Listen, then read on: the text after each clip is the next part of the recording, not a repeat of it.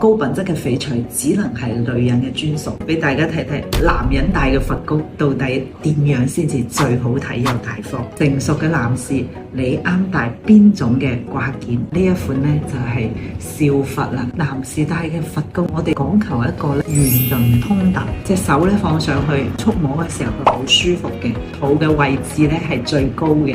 仲有一件大高仿嗱，大家睇睇個肚嘅地方咧，達到厚度係14.5，呢件料咧非常之靚，綠飄花加黃翡，成件係冰種嘅。戴上身嘅時候，你想急躁都急躁唔嚟，因為佢每日都話俾你聽，你要開心樂觀去對待每一件事。男生第二個題材咧，少唔到嘅就係觀音，呢兩件咧都係冰種嘅飄花，而呢件嘅光感更好，成個形狀咧佢收得好舒服，而呢件嘅個頭就更加大，橢圓形嘅設計，無論你做手把件又好，吊喺心口都好，佢都係相當之得體同埋大氣嘅。觀音嘅寓意，你戴住佢，佢永遠都提醒你，我哋都要心懷慈悲，謙虛做人。第三個題材就係山水牌，呢個山水牌咧就非常之通透，作為一種冰種嘅，再加山水嘅雕刻同埋顏色嘅漸變，佢會好有意境。咁呢啲屬於男士嘅翡翠高仿就先介紹到呢度。